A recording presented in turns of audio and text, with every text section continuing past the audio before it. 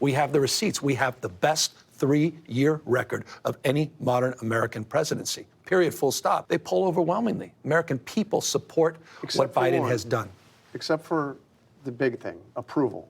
Yeah. Biden's approval is historically low. Why is that? Everybody's approval across the spectrum. You find exceptions to that. At the same time, Newsom is spewing lies on TV. Team Biden's recruiting the Dembengers, which would be Bill Clinton and Barack Obama, to help out with campaign fundraising. Let's bring in Fox News political analyst Gianno Caldwell. Gianno, good to see you. Listen. Good to be with you. First of all, I want to go to Gavin Newsom. Good to be with both of y'all. You know what's interesting, and I know you're getting your question out right now, but when you look at that clip, you just want to laugh. I know that he's in Hollywood, but I didn't know he was so much of a comedian to say that. This is the best 3 years in modern history. Are you serious? Yeah. Well, I don't know if he's been around open cans of paint, but these are very delusional statements that I'm hearing from Gavin Newsom. Well, Gianno, the statement was delusional, but what shocked me almost more was that ABC would call him out and go, well, their approval ratings are pretty low. Probably doesn't match the way Americans feel about the results of Joe Biden's presidency. Yeah, and to even further that point, our own polling here at Fox News, we saw in November, independents up with Trump 21 points, black voters up 15%, Hispanic voters 13%, suburban voters 8%, men 4% up. These are Trump gains.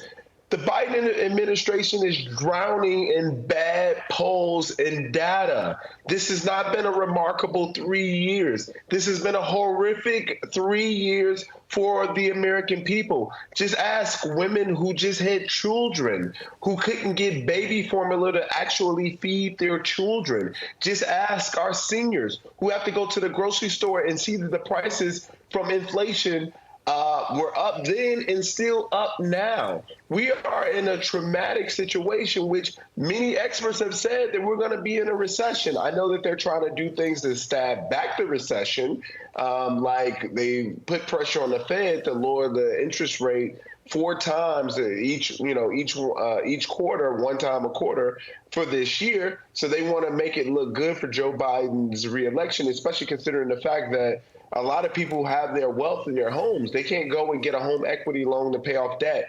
They can't get a home equity loan to make developments to their home or buy something new. We're in a very difficult time for many Americans. So many Americans have lost wealth, and it has especially impacted our poor folks, Black, Hispanic, working class in the South. You know, you could be in the Mississippi, Arkansas, or wherever. Like, it's impacted everyone. That's why he's losing. But Gavin Newsom continues to lie.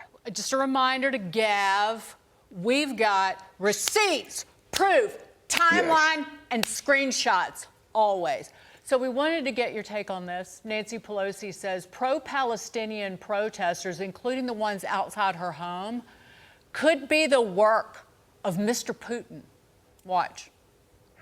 They're in front of my house all the time. For them to call for a ceasefire is Mr. Putin's message.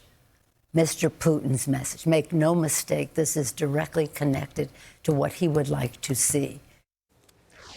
I guess she's learning the hard way what happens when you try to appease protesters. It's never enough, remember? This is the same woman who back in 2020 refused to condemn rioters who tore down a statue of Christopher Columbus in Baltimore. So now she's demanding an FBI investigation. But back then, it was people will do what they do, Gianno. I think she's definitely up to something. She's definitely up to laying the whole Putin thing on Republicans somehow. She's crafty as all get out. Yeah, and that's been the case. We saw what happened in 2016 with the Trump campaign. In addition to that, we also saw when she refused to really call out the BLM protesters that were disrupting a number of their campaign events. And seemingly, whenever there's something Democrats don't like, they just blame it on Putin and try to connect it to Trump. You know, this is more dishonest conversation that we're seeing from Nancy Pelosi, who is really one of the major faces of the Democratic Party. We also know that as we look forward, Democrats are going to have a real mess on their hands because Joe Biden's voters, they don't accept, especially with the Israel-Palestinian conflict, they don't accept him standing on the side of Israel. They don't like it at all. And you got to keep in mind, for this election, this will be the first election where Generation Z and millennials will have the major say in this election. They're going to outpace the baby boomers for the first time in any election cycle. So Joe Biden is between a rock and a hard place. You already seen AOC and Tlaib saying, look, wait till this election comes up. You're going to get a real shock. He's losing on every front. And this is definitely good ground for Donald Trump to get in. And one last point. If I were to advise the Trump campaign, we got to run very Gianno. quickly. Invest in outreach, Donald Trump's campaign. That's the best way to win Don't do it. this I don't know election. why. Gianno Caldwell, I always appreciate it. Thanks for being with us.